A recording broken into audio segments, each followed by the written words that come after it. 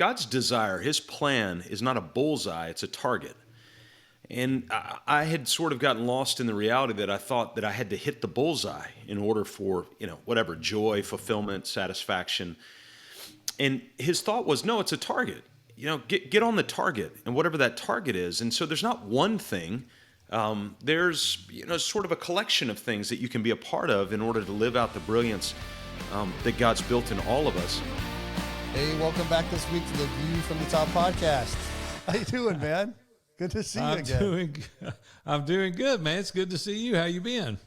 I've been pretty good, man. You've been better than I have, though. You just got back recently from a pretty cool fishing trip. I saw some pictures. You kept sending me these texts and pictures and videos, and I think it looked pretty epic, man. Fishing envy down there with Kurt Stowers hanging out at his lake house, and went down early on Thursday, fished for a couple of days, and we killed them. Kevin, you should have been down there.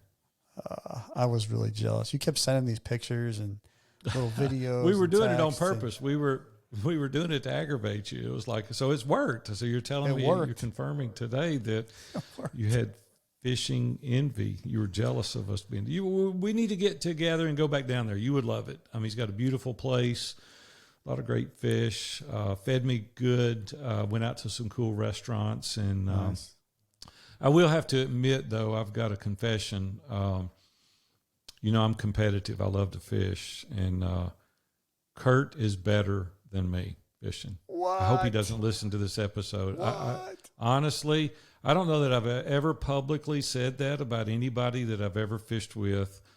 Kurt is better than me. He's a better fisherman. His technique, he fished a lot of the professional bass classics, and I didn't fully realize how good he was, but man, he's dialed in. He's dialed in. So, hey, you heard it first here. You may never hear that again, me confessing that someone is better than me at fishing. Not that they're not better, but I don't know that I've ever publicly admitted it. But, yeah, Kurt's better than me. Wow. I got to say, there was something in your voice. We were talking the other day. We were in a group of people or something. And there was something in your voice where you talked about the weekend. You weren't sad. It's not like you were sad about the weekend, but there was something that was it right there. Like, that was it. Man, I'm caught because I was like, man, I usually kick their hind end, but I got down there and I got schooled. I'm just telling you straight up. Like, I was humbled. I did catch some great fish. I'm not saying that. He did catch two bigger than me, but it wasn't even the size of the fish. It was the technique, the knowledge, the skill level. He's at a whole different level. Seriously, he's at a whole different level. It was good. That's awesome. Hey, let's talk about what an amazing interview we just got off of. Scott Beebe, My Business on Purpose. Was that not incredible? It was something else, man. I tell you what, that we get into this interview here in a second, and he spends a lot of time talking about clarity. And I was really, some of the things he talks about, man, I was kind of humbled in some ways, hearing about his transition, some of the struggles, the challenges that he's gone through. But yet, we get to the end, right? And he's like the success and significance. He used those words, I think, right, that he's finding. He's dialed in. Yeah. It was, what I loved about that was his vulnerability, because he wasn't always where he's at now. And I know a lot of our audience out there today is struggling with clarity. And he manned up. He said, listen, guys, I was struggling. Like, I was at a point in my life back in 2015. I didn't know exactly what was going to happen. He went through an unbelievable transition. We want you to listen to the interview so that you can fully have context about what I'm talking about. But, man, he laid it out there. I mean, he just said, I was scared. I was afraid. I didn't know exactly what I was going to do. And this happened all of a sudden. And he was like, man, I didn't have any clarity. And he really gives us the steps that he goes through each and every day, even to fundamentally lay the foundation for how he keeps clarity. And it even evades him now a little bit, right? Like it does all of us. Yeah. But man, he really lays out a great plan how to get clarity in our life. Yeah. All right. So we're gonna hop in this interview with Scott, and make sure you listen all the way to the end, because he does, as Big A just mentioned, have some really practical steps that he outlines that he does every day. And then also he tells a pretty revealing snake story as well. So guys, hang in there. Hey, let's get Scott in here. Scott, welcome to View from the Top podcast. Thanks, guys. I'm glad that all three of us can use that word, friends. So I just feel like this is a conversation among friends. So thank you for inviting me in the room. You know, a long time ago when Kevin and I were talking about starting View from the Top podcast, initially we said, hey, is it going to be just a monologue, or are we going to invite guests? And then when we decided we were going to invite guests, your name rose to the top of the list instantly. And so I'm really excited to have you here today. You know, what's pretty cool is we've been friends for a long time. When you start thinking about how fast time goes. But man, when I first met you years ago, you were kind of looking for kind of a business coach and a mentor, and kind of through a referral, we met. And I remember we met at that coffee shop out on West End. And we sat there, and you come walking in with a backpack. I'd never met you before, but man, you were walking with such intentionality and such purpose. I said, I know this is the guy before he even gets inside. And we've built really a cool relationship over the years as a result of that. But Ashley's become a friend as well. Your bride, living there in South Carolina. You got two beautiful young men for sons and one gorgeous daughter, man. What a great family you have. You know, I start thinking about my business on purpose, your company, and watching it unfold over the course of the past 7 or 8 years now. I think 2015 you started. And it's just been so cool to kind of watch that unfold. But why don't you take a minute, kind of fill in a little bit more about your family. Tell us what's going on today that you're excited about. Yeah. Well, you mentioned Ashley. 24 years we just passed in June at the time of this recording. So a few months into that, we've got 25 years coming up. And with those three kids, there's so much wisdom that I've been able to leverage from you guys over the past year for the stage of life we're in, moving into one graduating from college this December here in just a couple of months, and then another is a sophomore in college, and the last one is a senior. We've got, at the time of this conversation, we've got about 8 more months left of him being here at home. And so we're in a midst of a, you know, Aaron, when you and I met 7, 8 years ago, we were in a massive transition. I was 39 years old, married with 3 kids, and out of a job. And now here we are almost 8 years later, which I can't believe. And we've got another, you know, bit of transition that's on the horizon. This one we're a little bit more aware of and very much more excited about. But nonetheless, it's transition. And so, yeah, that's where we are as a family, and then where we are as a business. That little business that grew conceptually out of a bedroom in my house and conversations between you and I every single week has grown into a business that liberates business owners from chaos. We've got 61 businesses we work with around the country, a team of 7, and we're looking to bring on our next business coach here in the next month or so, and maybe even transitioning into bringing on a fully devoted director of marketing, which I couldn't believe. I mean, that's such a throw-up word for me, but that we would be diving into that it's just exciting growth. It's a lot of risk, a lot of scared. You know, you mentioned before we hit the record button, and we're going to talk honestly, and all of that's exciting on the front cover of the book. But once you get into the book, you realize there's a lot of nervousness that goes behind it. And yet, I don't want that nervousness to block the excitement at the same time. So I'm really, really grateful for where we're at right now. Well, I'm glad you brought up something about the transition in the nonprofit world that you were in. If you don't mind, I'd like to break that down a little bit, because when you first came into the coffee shop and you sat down after you had that cadence, that step, and you were all excited, the veil kind of came down quickly, and you said, man, I'm in a real tough spot. You said, the board that I'm the executive on just went under. And why don't we dive into that for a second, kind of tell the listeners a little bit more about that story before we begin. Yeah, I think it'd be helpful to know the fragmented blueprint of my background. I growing up in my 20s, and really trying to find out who has God built me to be and to do what and that sort of thing. I was always intrigued and fascinated by other people's stories. But a lot of times what I got was the surface level, as I mentioned a minute ago, the cover of the story, and never got the back end. And I do think it would be helpful to understand the back end. So out of college, I went to seminary. Out of seminary, I went and sold drugs legally for Pfizer for a couple of years. And while I did that, I was having this crisis internally between ministry and business. And because in my mind, they were segmented. That's how I grew up. Sort of the worldview of the day was, on Sunday is where you spent time with Jesus, and Monday through Saturday is where you tried to hold it all together until you got back to Jesus on Sunday. And but that was a real disconnect for my head, and I guess my soul as it thought deeply. And so a couple years into Pfizer, went to work for a church that invited me to come work on staff, and so that was interesting. And then we planted a church, and that was interesting. And I went back to work for Pfizer because I was still on this tennis match of business and ministry, and how do I merge these two? And I couldn't find out how to do it.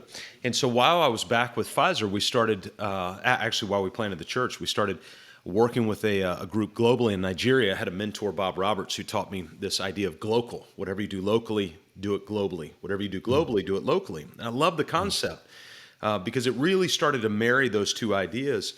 And so while I went back to work with Pfizer, we were still very, very involved in Nigeria. I would take all my vacation for the most part and go over to Nigeria a couple times a year. We were working on some unique domain-based projects. And about 2011, that organization asked if I would come lead them in a vision, mission, values session so that they could articulate where they were going as an organization, since we'd been working with them at that point voluntarily 5 or 6 years. And then after that, they asked if I would leave Pfizer and come work for them. Well, this was a small non-governmental entity, and I was just like, yeah, I'm working for Pfizer and just kind of making the donuts every day. It's a great company, pretty monotonous in terms of the work, relatively safe, et cetera. And 2013 finally made the decision that we would go do that full time. And about a year and a half in, we had started doing some internal audit work on the organization, both globally in Nigeria and here in the U.S. And found there were some things in the organization that just needed to be fixed. They weren't anything illegal, unethical. They just needed to be fixed. And so I brought that, and that sort of set a firestorm. I was not on the board. I was answerable to the board because of my role, but was not on the board. And a long story short, that first part of 2015, right where you and I met, 8 of our 9 board members resigned on the spot at an emergency board meeting because of a fee out of control from one of them. And my role was a casualty of that. And so I walked out of that boardroom without a job at the age of 39. And we weren't exactly rolling in cash either. Ashley was a teacher in South Carolina. You can look up their salaries back in that time and see what we were going to be living on. And it was that very next week that happened. I had already reached out to you, Aaron, just personally, just wanted to get to know you. And I was coming to Dan Miller's Coaching with Excellence program. And it was after that I texted you and I said, hey, this just happened. And you said, God's in control. Call me next week. I'm out on vacation. And that's when it all started. And it started conceptually with an idea, the business that we have now. But that's a little bit of the backdrop. Let's dive in a little deeper into your and my meeting at the coffee shop. And you were sitting there and you really shared that and more with me. And you said, I'm afraid. You said, I need a job. I need to do something. And I'm not sure which way to turn. Tell the audience, what were you feeling at that time? What was going through your head? You just lost this job. We're sitting at a coffee shop with a guy you just met. What are you thinking? Well, I'm a cerebral guy, so my head constantly spins at a really fast pace anyway.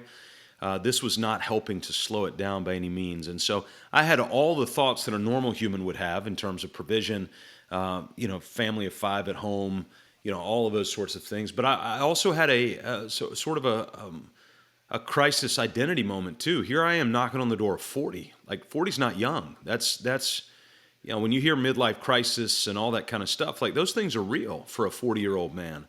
And when your identity's sort of gotten a gut punch right when you're about to turn 40, it goes through all of those. What am I good at? What am I built for? Why did God allow this to happen? All of those things are swimming through my head.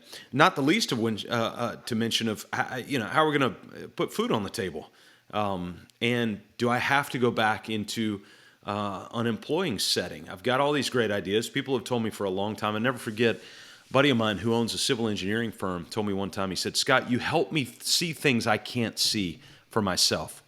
And I just thought, that's a rare skill. That's a rare gift. Not just being an outside perspective, but the intentional gift to be able to help decipher and to see things that people can't see clearly on their own. Really smart people can't see clearly on their own. And there's got to be a profession, something that I can spend my days doing around that.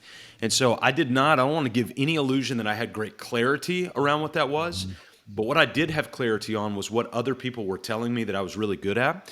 And I was trying my best to listen to them. The other thing that I had is I had Ashley, who was a strong, strong encouragement for me to take the risk, which is huge. I'm not a risk taker at heart. I grew up in an engineer's home. And so, risk mitigation was the name of the game for the most part, with the mindset that I grew up with. And so Ashley, and one of the first risks I took was Aaron hiring you as a business coach and then jumping into the mastermind. I wasn't generating any revenue the first month or so. We had about a 4 to 6 month runway, and I just made a decision I was going to take half of it and invest it into business coaching. And I would not have done that had it not been for Ashley's encouragement to do that, because the risk was just too big for the reward. And in my mind, again, risk mitigation, it would have just been a lot easier to go get a job. Even though I didn't know what that was, I didn't want to presume on that either. But in my mind, just go get a job. That was sort of the air quotes safe play. It's not really what you wanted, though, right? No, I mean, it was not at all. deep down. You wanted to do something on your own. Yeah. You just didn't want to go get a job. You wanted That's to live right. life to its And it wasn't fullest. because of the inadequacy of anything else before me. I didn't hate other employers or anything like that. It's just that I felt like I had something of value to offer that up until my age of 39, I had not seen a platform to be able to offer that. But I also didn't have good articulation around what that was either. So we were taking a real blind shot as to what that was going to be. Which kind of takes us to this very topic of clarity. You mentioned it earlier. You and I were at an event together at Evans Mill about 6 years ago, and there were probably 50, 60 guys in the room. And I asked the question for those to raise their hand who didn't have great clarity. You were in the audience, and 98% of the hands in the room went up, the guys they didn't have great clarity. Like, what do you do today, like when you're stuck, or have you ever been stuck? Even in starting my business on purpose, like what does clarity look like for you? And have you been at a point that you were stuck, and how did you work your way out of it? I had a guy one time tell me, especially those come from sort of a religious or church background, we'll use phrases like this: well, God's will or God's calling. And he said this one time. He said, God's desire, his plan is not a bullseye, it's a target. And I had sort of gotten lost in the reality that I thought that I had to hit the bullseye in order for, whatever, joy, fulfillment, satisfaction. And his thought was, no, it's a target. Get on the target, and whatever that target is. And so there's not one thing. There's, sort of a collection of things that you can be a part of in order to live out the brilliance that God's built in all of us. And so in my mind, what I've found, because we're stuck right now on a thing, trying to figure out sort of the ideal coach to hire. We've hired a couple, and it's gone great. We've also had a few missteps. But then coming back and realizing that there's got to be clarity. But here's one of the things I'm learning about clarity. I have not learned this yet, but I'm learning, is a lot of times, because God's will is a target, not a bullseye, clarity really comes when we write the clarity out for ourselves. Now, we've got to align it with our straight edge, with our standards. But yet at the same time, if I go map out clarity and say, okay, for our business, we've got clarity in our business. We want 8 full-time coaches working with 125 clients. Now, is that the perfect, quote, God's will for who I am? I don't know. But I do know this. It's generally that way, but I know for certain it's not that way over there. And so we've created our own clarity, by writing things down that align with the straight edge of how we're living life within the core values and the mission that we've got. But without writing those things down first, we can't get clarity. So one of our 5 core values in our business is write it down. Well, the reason is because once we write it down, somebody said one time, I don't remember who it was, if you don't write it down, it doesn't exist. Well, that goes for clarity as well. If we're not willing to sit, make the time, write things down, then there's no way we're going to get clarity because our minds are screaming too much to be able to really understand what that clarity is. You were really instrumental in helping us at View from the Top in the early days because a lot of these things we didn't have written down, right? I had a vision and I knew what it looked like, but you said the people perish where there is no vision, right? You say that all the time. You've quoted that passage for ever since I've known you.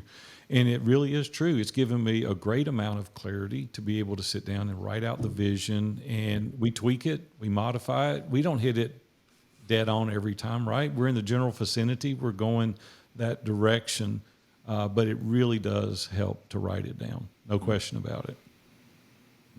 Hey, Scott, can I jump back to something you had said a little bit ago? Was that you did one of the areas you did have clarity on was when you were listening to others around you, kind of telling you what you were good at. And I think there's probably a lot of people out there. I know myself, I've had that experience where you're kind of stuck. You have people telling you what you're good at. How do you trust that? Like, right? Because like your mom can tell you something you're good at. Does that mean you should go do it? Like maybe not. I don't know. How do you learn to trust? Like what was that for you where you started to trust and believe what others were telling you? Well, I think the mom rule is probably a good rule, Kevin, that if your mom's telling it to you, just appreciate it and move on. But that's not the real response, right? You need people who are not only for you, but I kind of look at it from a perspective of wisdom as well. How do we trust what other people are telling us? It's something we talk about at our Man Up group. How can you tell if something's crooked? Well, you got to be able to look against something else. Has to be a straight line, and so lining the voices that are speaking into your head up with the straight line of whatever your straight line is. For me, taking God's word, that allowing it to be the straight line goes, okay, when somebody tells me something, my question is, does it line up? Not word for word. There's no ancient wisdom from 3,000 years ago saying, hey, start business on purpose. No, but there is ancient wisdom from 3,000 years ago, Aaron, to your point, to say, hey, write the vision down so that those who read it may run. Where there is no vision, people scatter. That's wisdom.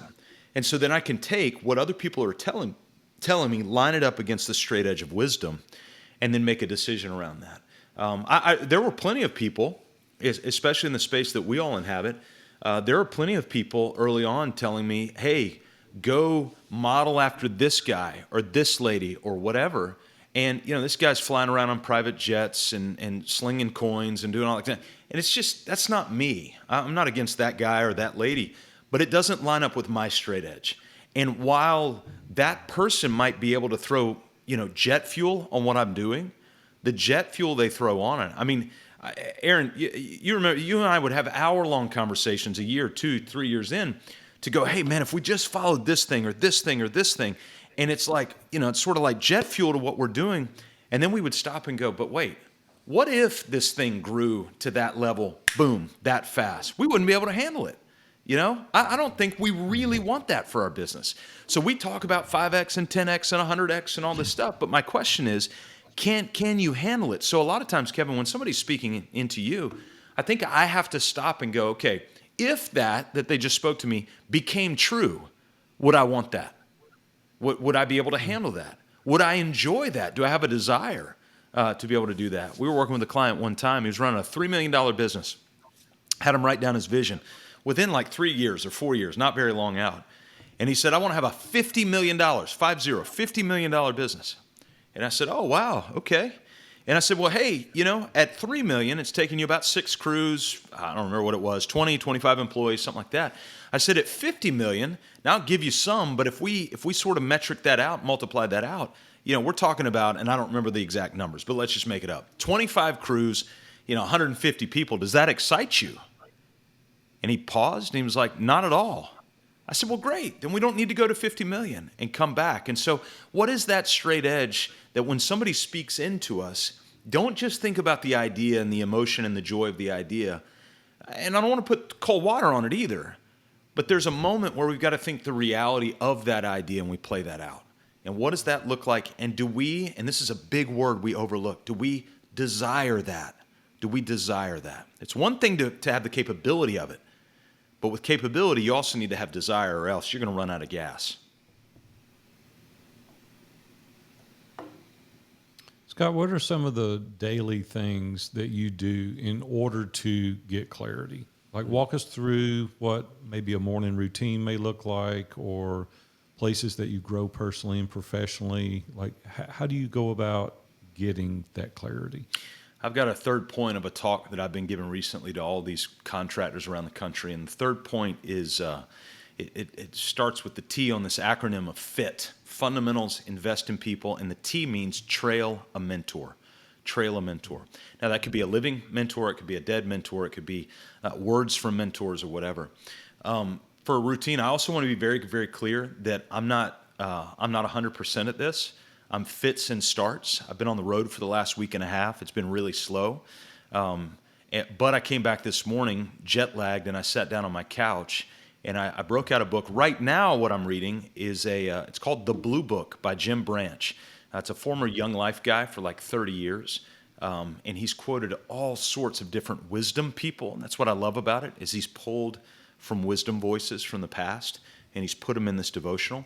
Not typically a devotional guy, but right now I am into that. It's Jim Branch, The Blue Book. And then with that, it pushes me back to the Bible. And so I'm walking through different elements of the Bible. I've done, read through the Bible in the year and a past, and I've done a lot of those different things. But the principle, not the strategy, the principle is waking up in the morning, and I usually exercise first, 30 minutes of sweat. I'm not going to tell you what I do because it doesn't matter. You figure it out for yourself, but 30 minutes of sweat. And then I'll sit down. Sometimes it's 8 minutes and sometimes it's 48 minutes. And I'll sit down, I'll read a little bit, and then I'll usually just write, but not necessarily write like journal. I actually draw a lot, not because I'm a good drawer. I'm horrible at sketching and everything, but just like doodle and meander, and then maybe just write a bullet point or two, or just what I'm thinking. I'm mainly just getting stuff out of my head. So that's a typical morning routine for me. But then the other routine of mine is when I'm giving that talk of Trail a Mentor, I remind everybody, whoever's sitting there in front of me, now I'm a professional business coach. Like, this is what I do for a living. And yet, as a professional business coach, I have a group of guys in ISI that I meet with once a week, and I have for the last 7.5 years. I've got 2 guys that I have breakfast with about 20 times a year right here locally. I've got 2 other guys that are older than me that I have lunch with 4 times a year here locally. I've got a full-time counselor I meet with once a month.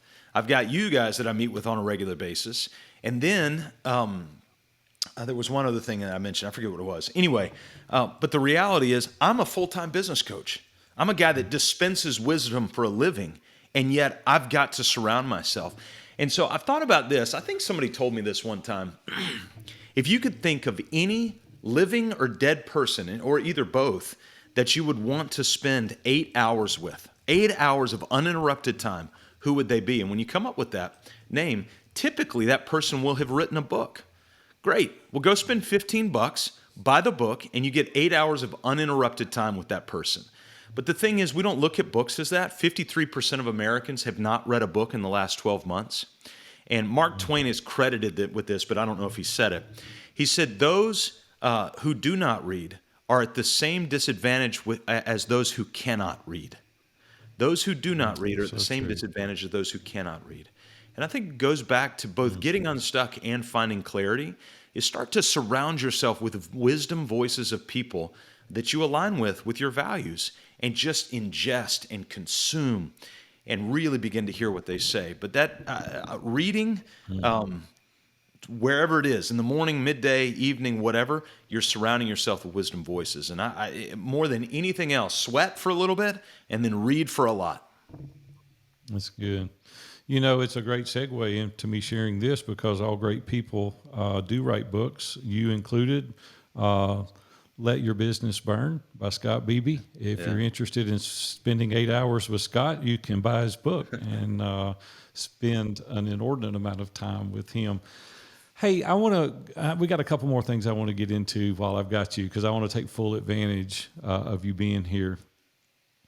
We have to do honest assessments. And man, that really gets messy sometimes, man. When you start really peeling layers back of your personal life or your professional life, I want you to be as vulnerable as you're comfortable in being. But what are some challenges maybe you've had to kind of work through?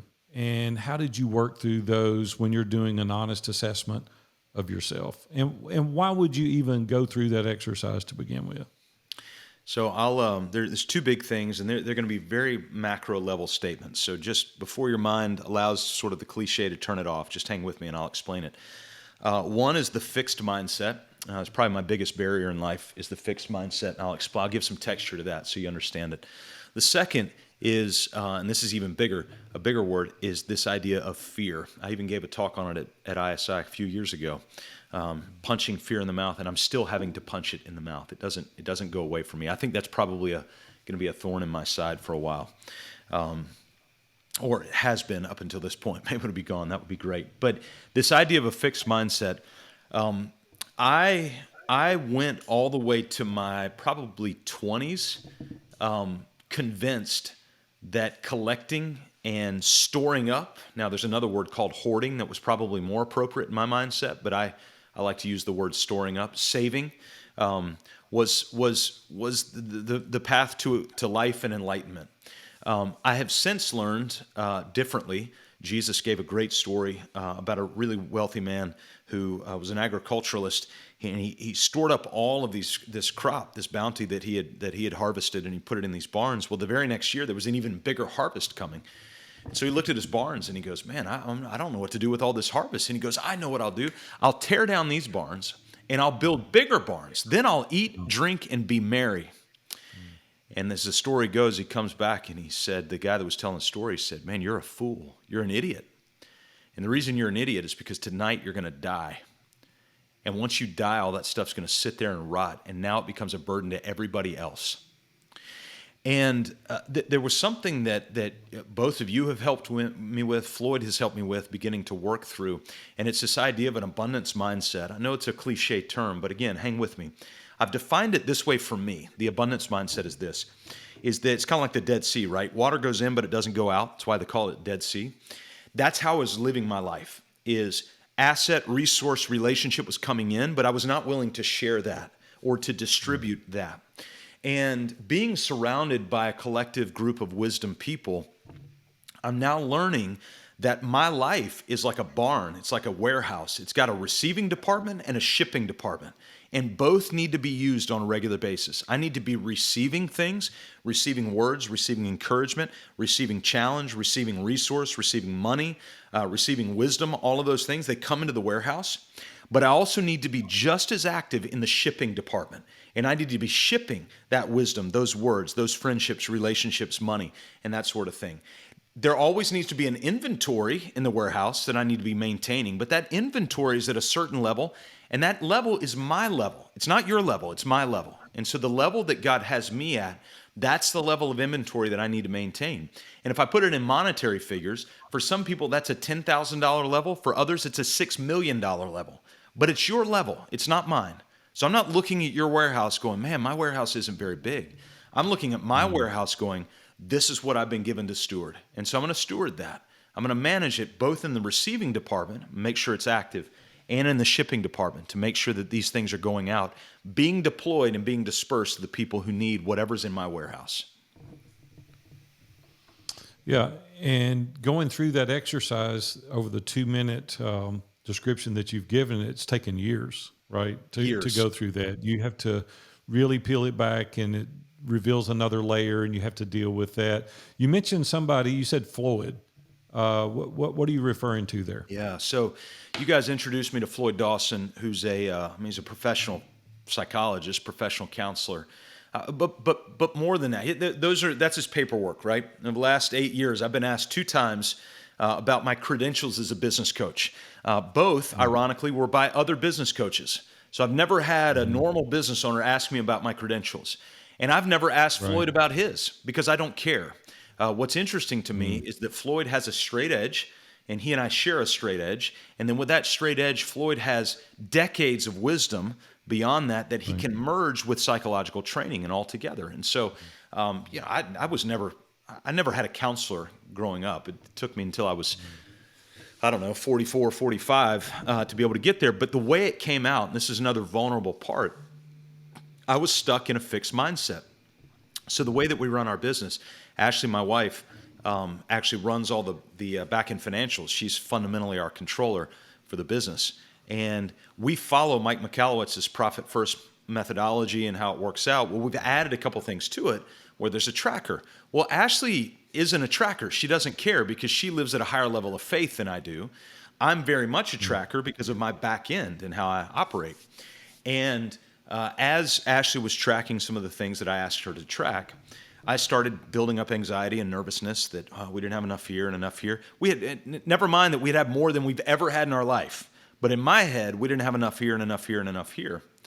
And it was wrecking me. And I'll never forget this. We were in the bathroom getting ready to go somewhere that night or something. And I was asking leading questions that were not healthy around our finances or whatever. And finally, she just broke down.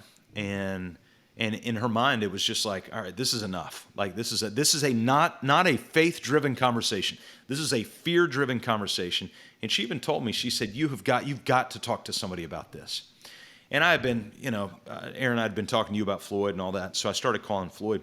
And the thing that was really helpful, not even what Floyd told me, although I've got all the notes from our conversations up until this point. I just talked to him a couple weeks ago. But what was really helpful for Ashley was the fact that I was talking to him. That's it. Not just that I was talking to my guys in the mastermind and all that from strategy standpoint, encouragement, but that I had sort of bucked my own pride to go sit down with a professional guy and go, hey, I'm going to share everything that I've got. I don't even know that Ashley would have cared what the outcome of that conversation was. Just that the conversation happened and that I was willing to submit to the authority of a professional around this idea and really start to punch fear in the mouth around this stuff. And so I still deal with it. It's not gone. I still deal with it. It's kind of like an alcoholic. It's always going to be in me. But what Floyd has done and what you guys have done and given me words, a guy named Brian Harris, mutual relationship of ours, he told me a month or two ago, he said, when those thoughts come up, I want you to say out loud in the privacy of your own time with those thoughts, that's a lie. That's not true. Those are the sorts of things that I'm having to do right now. Sometimes I look like a schizophrenic in public, but that's okay. Because I'm actually confronting those thoughts that are in my own head that are not helpful or healthy. Hey, Scott, there's one of the stories that I've heard you tell, and I was part of this journey for you in terms of like being there when it happened and then listening to you tell the story. But I think it ties in well because you were going through this moment this last year and a half, right? With talking about Floyd and there was you can probably draw a lot of what's the word I'm thinking of, metaphors, parallels, history around it. Yeah, you can draw a lot of things around this maybe, but there was a story something that happened to you in your home related to a snake. And that was so impactful because it was like it kind of really cemented the reality of you could call it spiritual warfare. You could call it like whatever you want. But can you walk us through that? Because I think that ties into really well about like just part of the journey and the depth of how it felt for you. Yeah. Yeah, and this may have aligned. I was just thinking timeline, Kevin. This may have aligned with sort of just a breakdown I was having about a year and a half ago at the ISI getaway.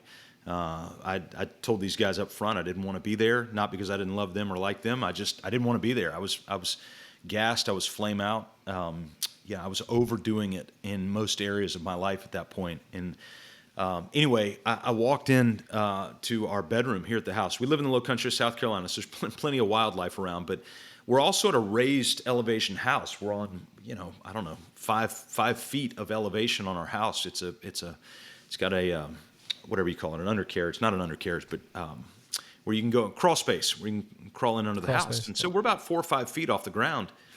And I walk into my bedroom and I look down, like, you've got to be, there is a legitimate, I can't remember what kind of snake it was. It was a poisonous snake. And not a little worm-like snake. It was a solid 4 feet long, this snake. And it was on the ground in our room.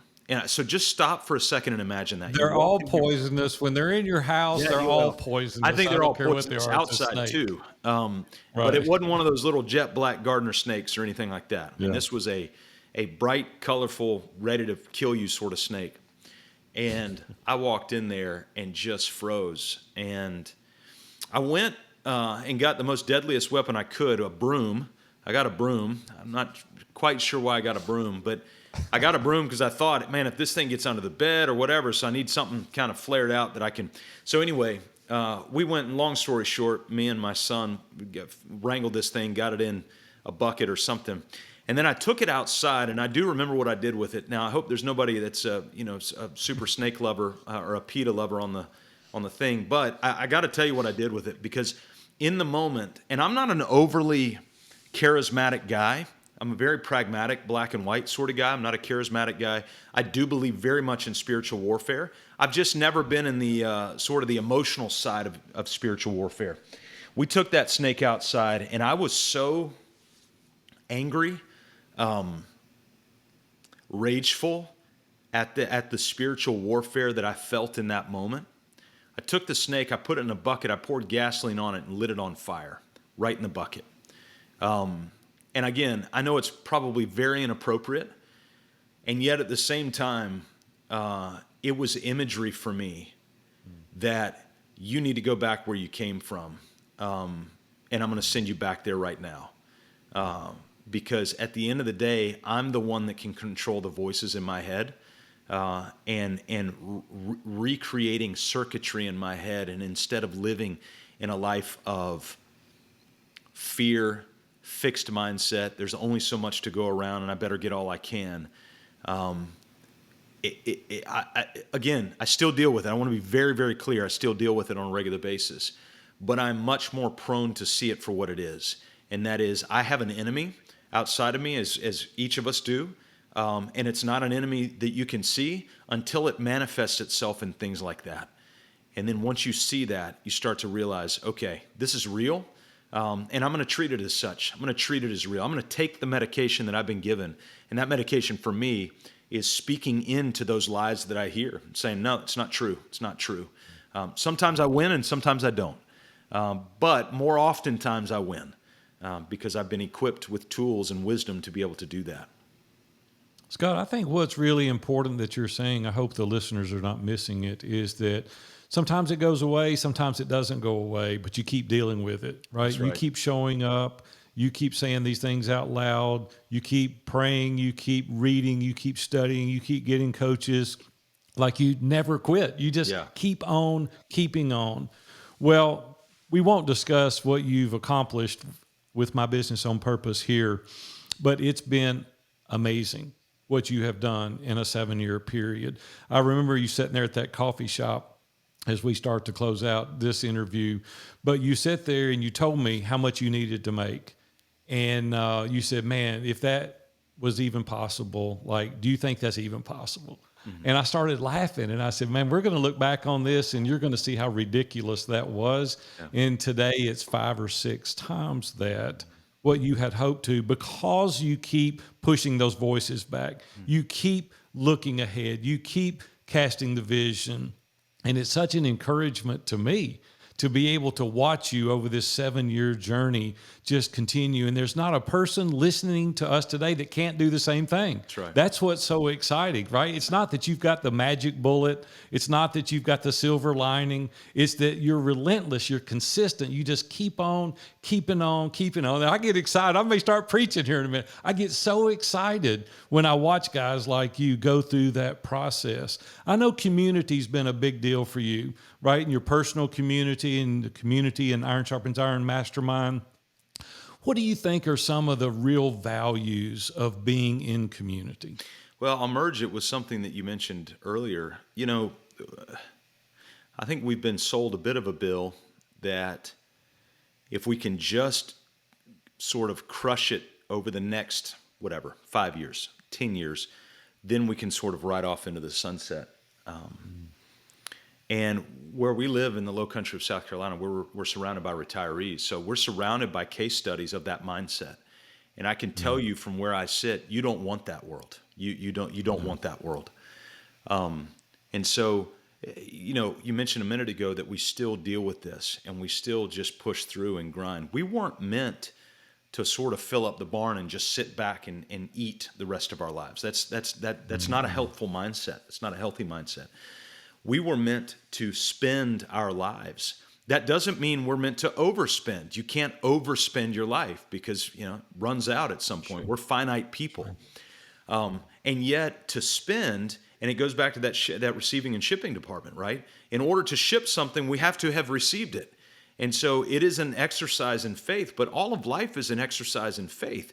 That doesn't mean that I don't have lack of faith. I had it this morning. And so, but I also realize that the truth of it, and that's why I'm speaking it out loud, is that life is an exercise in faith. There's got to be a receiving in order to be a shipping. So it then parlays back to community. Because if we don't have men and women speaking into our lives, both peers, also people who are older than us, and then Tim Elmore, I was talking to him earlier today, he reminded me of this word, reverse mentoring. Reverse mentoring. And he's been doing this in his business, and he's also beginning to spread this out. And he's got a new book coming out where he's going to be talking about this. He said in the last chapter of it, he said, but this is where you take a veteran and a young person, you put them together, and it's not the veteran mentoring the young person, and it's not the young person mentoring the veteran, it's both. It's both and at the same time. And so the veteran is sort of eating a piece of humble pie to go, hey, teach me. Mm-hmm. And I want to throw something out I think would be helpful for anybody over the age of 30. Because at that point, to a 17-year-old, you're starting to seem old, especially once you have gray hair. If you got any gray hair of any kind, you look like an old codger. And one of the things I'll recommend people do, and this helps build community with younger generations, we've got to stop with the mindset. I'm getting on a little detour here, but just go with me for a minute. We've got to stop with the mindset that Gen Z or the generations younger than us are worthless and valueless. I think it was Mark Cuban, don't quote me on that, but I think it was Mark Cuban who said that he believes the Generation Z is going to be the great generation. We call it the olders and elders, but he believes Gen Z will actually be the great generation or the greatest generation because of a variety of factors. And if we're not willing to submit ourselves and learn from them and get out of this mindset of they're worthless, they don't want to show up for work. No, they just don't want to show up for work for you because you have a terrible culture that they don't want to work for. And so if we can start to learn from them, one simple question you can start to ask all 16 to 23-year-olds when you're with them. Hey, what's the number one song on your playlist right now? Just ask them that. What's the number one song on your playlist right now? And as a 40 or a 50 or a 60-year-old, you ask them that, you got them. You got them right there. You've entered into relationship. You've entered into discussion. And when they tell you what that song is, ask them why and tell them you're going to pull it up on your Spotify and start listening to it also. You watch what happens when we begin to do that. So it's not just the community of peers, which is, we shouldn't have to talk about that. That's something in life that we all need. It's not just a community of elders. We need that as well. But it's also a community of minors. Is what are we doing to position ourselves, not just grandkids and friends of ours. I'm talking about people who you're connected with that are between 16 and 24, maybe even a little bit older in that generation. Just ask simple, thoughtful questions and say, hey, will you teach me? What's the number one song on your playlist right now? Wow. All right. Hey, will you teach me how you interact with Be Real or Instagram or whatever else? And let them begin to teach us on that. So when we look at community, it's got to be a 360 community, not just older, not just peer, but younger as well. Something cool that you've done for years and years is mentoring these young high school students. And you've had so many success stories as a result of that. And so you're offering up some really good suggestions today, how to interact with those young folks. Scott, man, I can't even begin to tell you the value that you've added to me. I know you have to our audience as well. And you're very familiar with the terminology full cup.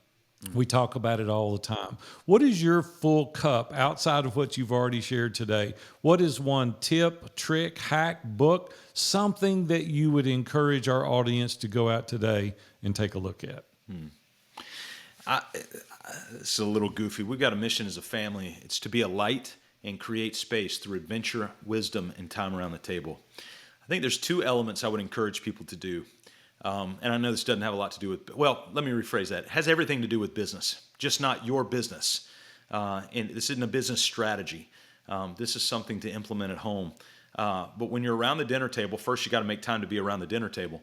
And then at the end, play a 5-minute card game together as a family. And then right after you do that, go around the table and just do big wins, or what you said, full cups. And go around the table. You can do pits and peaks, high and low from the day, whatever you want. But having that intentional conversation, and I think that would be the banner word that I would use over the question you asked me, is what simple, intentional things. I'm not talking about flying to the Bahamas. I'm not talking about going to Disney World once a year. Those are big stuff. Take that off the table for now. What are the little things that your kids, as they grow up, or your team members in business as they grow up, are going to remember? Man, he might have been a jerk here. He may have been tough to get along with here. But every time we were around the dinner table, we played card games. Every time we were around the dinner table, we went around and did pits and peaks or big wins or something like that. But baking in intentionality and let it be a little bit hokey. That's okay. Dad jokes have traction for a reason. Kids love them, even though they're goofy. And so let's be willing to be a little bit goofy, but repetitively goofy. And if we're repetitively goofy, then all of a sudden the people around us begin to buy in. And so for me, that's sort of the full cup or the big win, is that we've had a lot of time around the table as a family just to do a few little goofy things, cards and big wins. We'll have it again tonight. I'm so excited about the end of the day because three of us, two are gone to college, but three of us are going to have dinner tonight, and we're going to be talking about those things. Scott, I want to thank you publicly for the value that you've added to my personal life and my professional life. You've really helped us at View from the Top implement systems and processes and cast the vision. You've been instrumental in my personal life in helping me to grow. You serve on our board of directors. You've been a facilitator in our mastermind group. You've just exponentially helped us beyond anything that I could possibly say here. So I do want to say, it sounds less than adequate, but thank you for all that you've added to View from the Top. Thank you for this interview today. If people want to interact more with you, they want to contact you, they're interested in My Business on Purpose, they're interested in your book, Let It Burn, Let My Business Burn, what is the best, easiest way for them to contact you? Well, first, the wisdom is mutual. I've learned way more from you and Kevin. I've got a whole Google Doc of questions to ask a future potential husband based on Kevin's feedback and your feedback, Aaron. And so the wisdom is definitely mutual.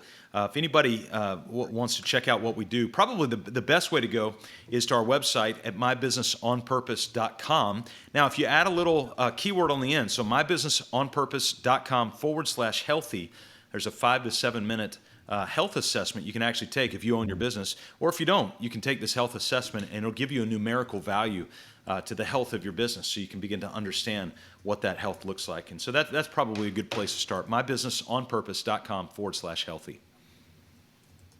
Wally, any closing comments or thoughts before we end this interview? Yeah, Scott, man, I just want to say thanks again, and really appreciate you coming on and sharing what you did today. As I took a lot of notes, and so I know that in the future we'll definitely have you back and cover some of these other things we just didn't have time to cover today. But I'll be ready, man. Thanks so much, man. I appreciate you guys putting it together. Putting a podcast together is not easy work. So thank you guys for doing this. Hey, man, we've enjoyed it. Thank you again for being with us today at View from the Top. Hey, what a great interview today. If you are interested in learning more about who we are, you can easily track us down by visiting viewfromthetop.com. You can email pod, that's P-O-D, at viewfromthetop.com, or you can DM us or on LinkedIn or Facebook. We'll see y'all next week.